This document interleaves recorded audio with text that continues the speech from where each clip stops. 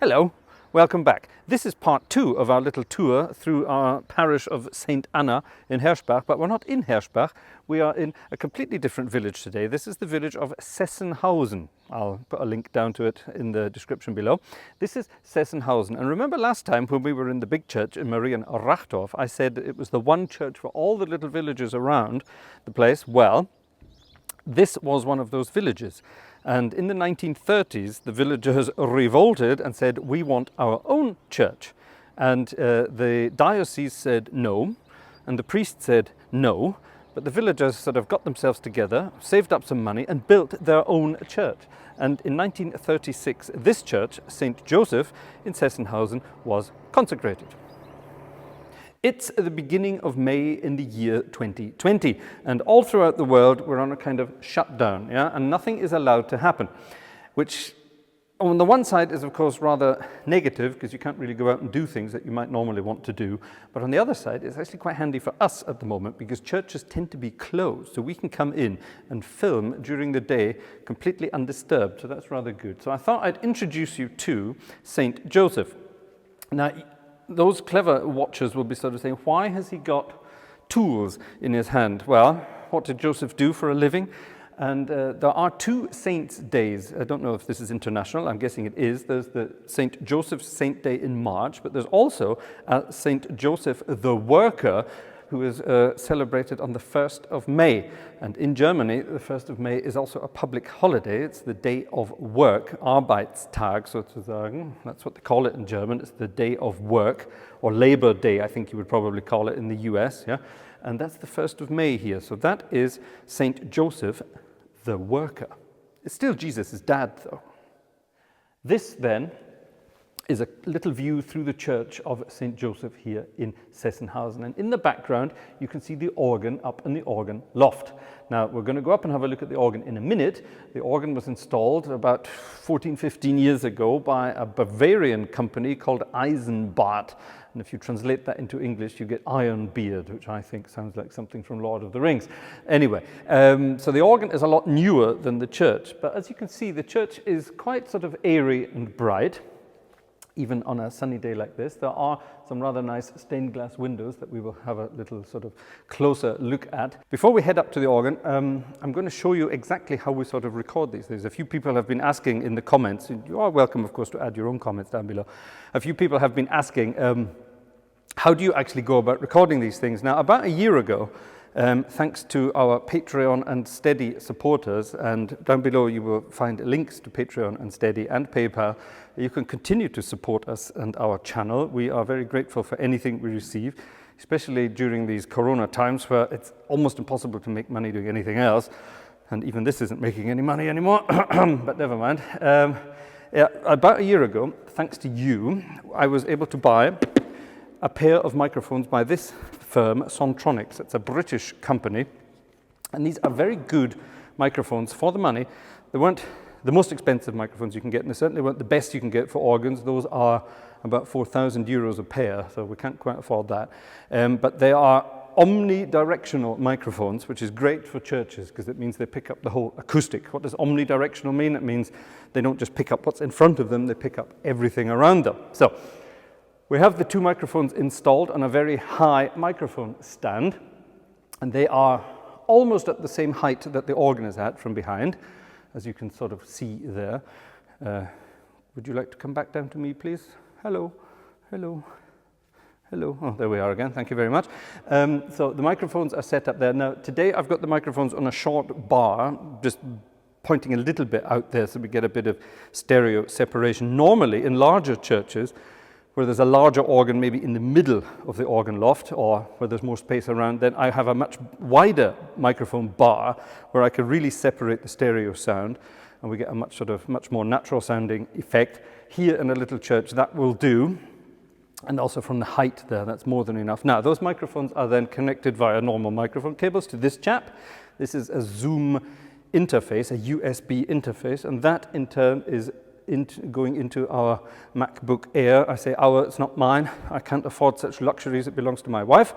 That's her MacBook Air, and we use that to record the organ sound. Now, to record the sound you're hearing at the moment, that's controlled by this. This is a wireless mic from this lovely Australian company, Rode, I'm not exactly sure how they say it. In Germany we say Rode. I'm not sure if that's right. Maybe an Australian can tell me what's right.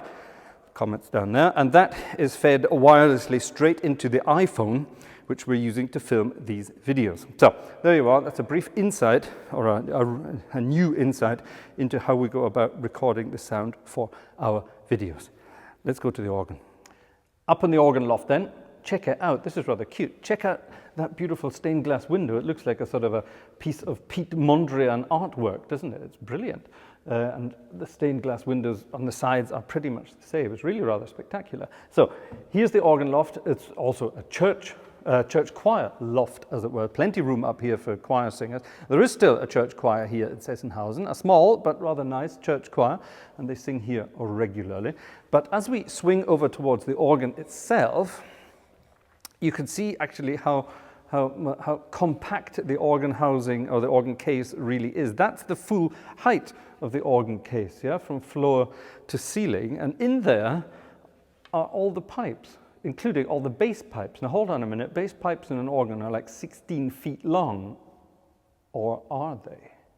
I love it when organs are new and clean and, well, accessible, or easy to get at. I like this. And here you sort of get to see exactly what's going on. It's a rather compact instrument, which makes it easier. But as you can see, it's a mechanical instrument, which means when I press a key on the console, it does mechanical things and lets wind into a pipe. So here's the mechanics, and up here are all the pipes. Now, I'm not going to climb up ladders. I do have the keys, but I'm not going to climb up ladders to show you that.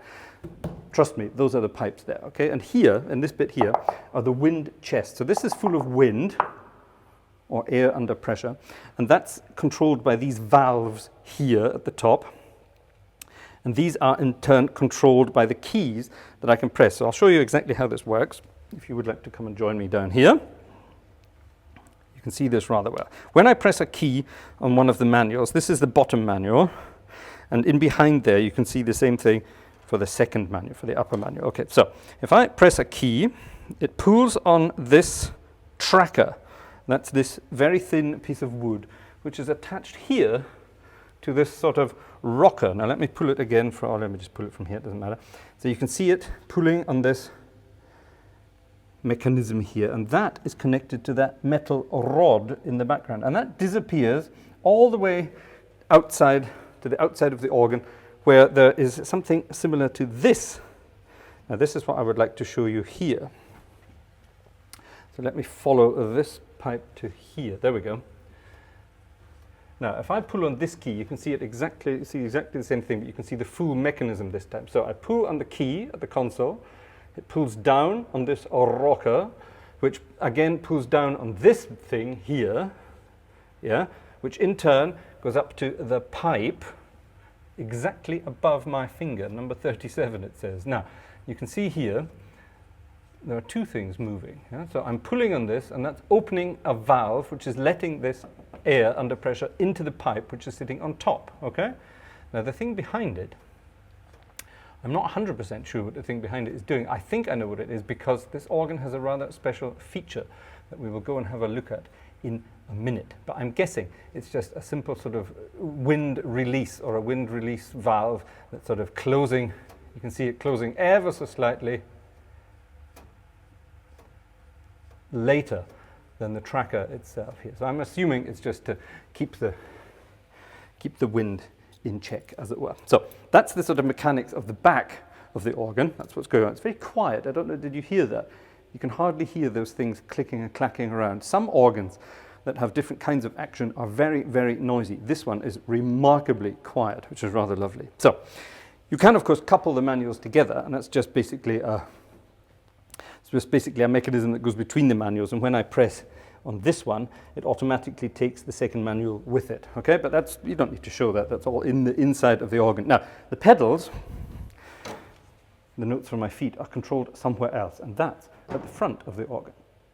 So I wanted to show you the mechanics of the pedals, because it's quite easy to see what's going on here. So when I play a pedal with my foot, yeah, you can see it pulling on the tracker on the right there. Now you're going to say, hold on a minute, there's not many trackers there. That won't do for all the pedals. Well, as I move up the pedal board, I'm only doing one side of the pedals. Remember in previous videos I've said that organs tend to be split into sort of stereo instruments. So on one side of the organ case you've got all the C, D, E pipes, and on the other side, and that is exactly the case here, it's over on the right hand side, you have the C sharp, D sharp and F pipes. So here I have C, D, E, F sharp, we're going in whole tones, yeah, and they're all on this side of the organ. Let's go back in.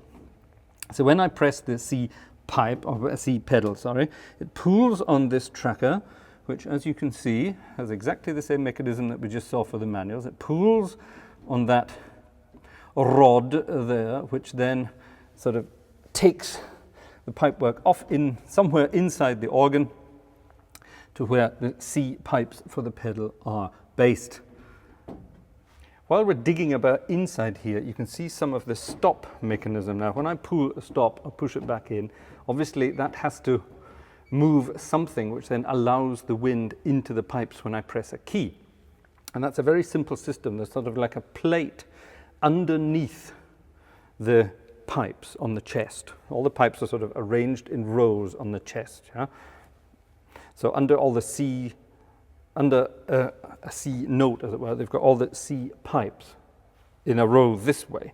So all the pipes of the stop are arranged this way, C, D, E, F sharp, blah, blah, blah, and the different stops are arranged in this direction. So, and if you look in here, you can actually see this. Not really very well. All you can see is when I move the stop in and out, you can see that thing over in the corner also moving in and out. And what that's doing, that's also turning a pole. Now we can't sort of get up there to see what's happening at the top of the pole, but what it's doing, it's pulling on this metal plate that's underneath the entire rank of stops. And what it does, it lets the wind in or out when you press a key. Quite simple. So there are holes underneath the pipe. They sort of fit together, or when it's off, then no wind can get into the pipe. It's really simple. But here's an interesting feature of this organ. I said there was one. If I pull the solutional stop on the first manual, I also have a solutional stop on the second manual. Watch what happens. I pull it on the second manual. First manual disappears. Let me do that again. First manual. Second manual. And it's no longer here. So how does that work?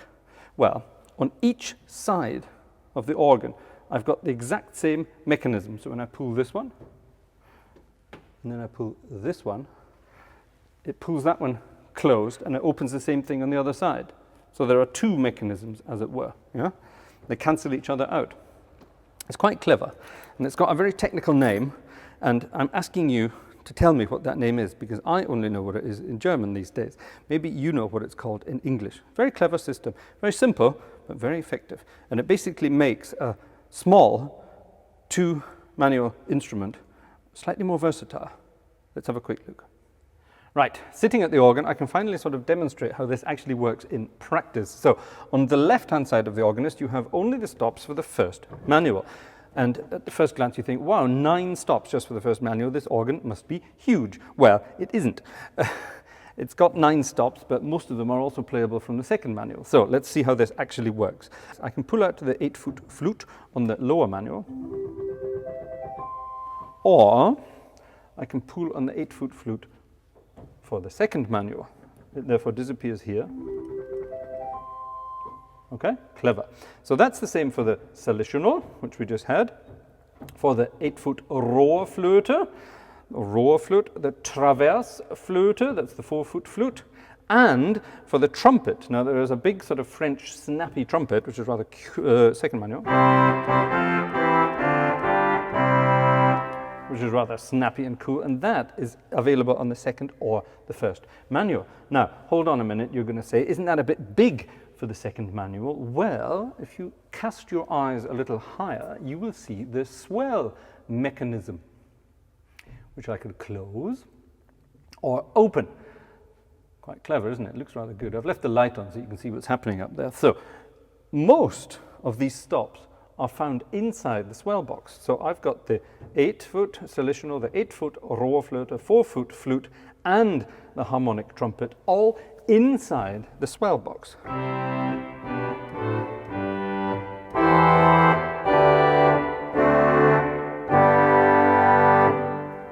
Ha ha, I hear you say. What about these pipes right in front of me? Well, come back to this side, please. There are actually only 2 ranks on the entire organ that are not enclosed inside the swell box, and they are the 4-foot principal, which is called a prestant, here, prestant, and that is here. You can see these pipes right in front of your face.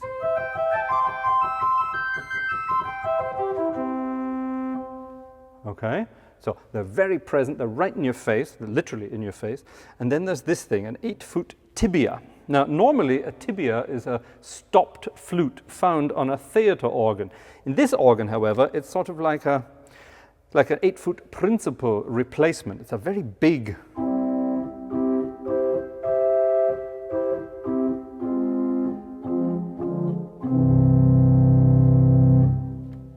very big sounding stop. It's like a big overblown flute, but it's so big, so large scale, it's almost like a soft principal. So these 2 are the pipes you see here around you. Okay? They're the unenclosed stops. Everything else is stuck in the swell box, even the 2-foot and the mixture.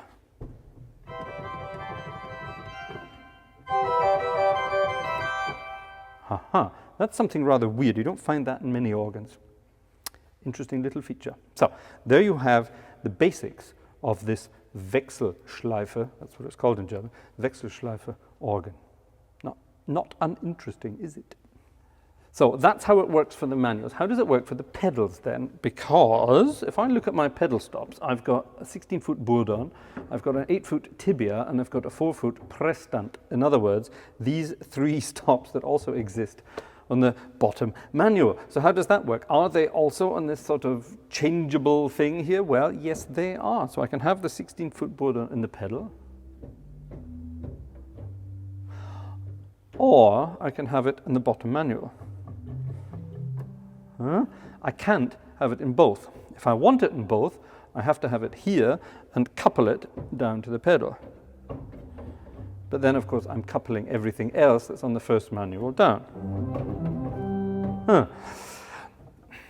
There's no way around that. That's the only way it is. It's, of course, it's a space and money-saving idea. It's actually rather clever, because how often are you going to use the bourdon 16-foot on the first manual without it actually being coupled down to the pedal anyway? Yeah. So it makes sense, theoretically makes sense. Yeah.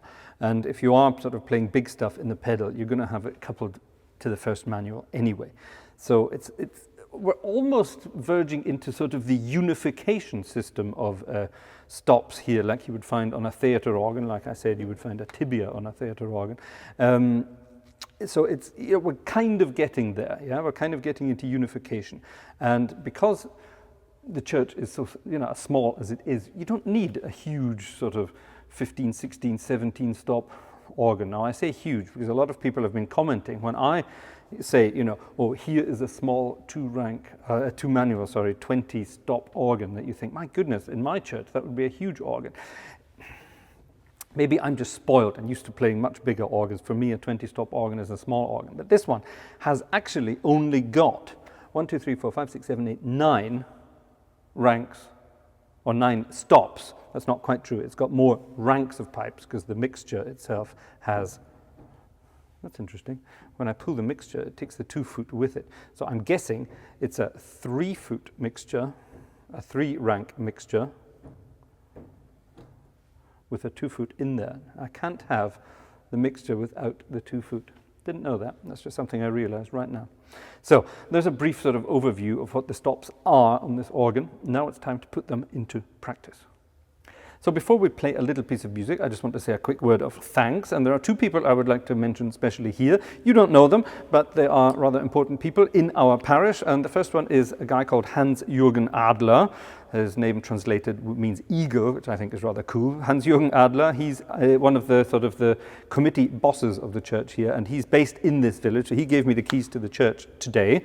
So thank you, Hans-Jürgen, for that. And also to my colleague, Joachim Menningen, who is actually the organist here in this church. And Joachim is responsible for getting this organ installed. He found it, designed it, and got it installed in the church 15 years ago, which I think is rather wonderful. So thank you, chaps, for letting us in at the organ today. And of course, thank you to you for watching these videos.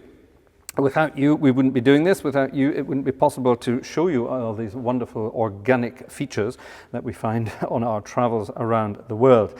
I don't know if you know this, but you know, we've got, I don't know, over 100 videos now. We've been doing this for quite a while, and they're all sort of put together in playlists and so on and so on. So if you haven't, you know, have a dig through the channel and see what's on there. We've got small organs, we've got big organs, we've got interesting organs, we've got weird organs. We've even got some sort of piano stuff. We've been doing some boogie-woogie music lately because of this lockdown. We're at home. So there's that as well. And of course, you can continue to help us simply by watching the videos. Don't forget to give it a thumbs up. That helps YouTube's algorithm, apparently. You can subscribe to the channel, which also helps us. And you can tell all your friends and family and enemies about these videos. Maybe they want to learn something about the organ world as well. And you are also able, of course, to help us out financially. You can support us with Patreon, as I've already mentioned. There's a German language version of that called Steady. And there's also, of course, paypal.me if you just want to wire us a bit of cash to help us out. That's all very gratefully received. Thank you very much indeed. Don't forget, you can also order a copy of the new CD, Piping Hot at the Organ. Links to that down below, or I'll get it in here. And yeah, those are the ways you can help us out. Simply watching the videos is the easiest way to help us. So thank you very much for that. Time for a piece of music. See you next time. Bye-bye.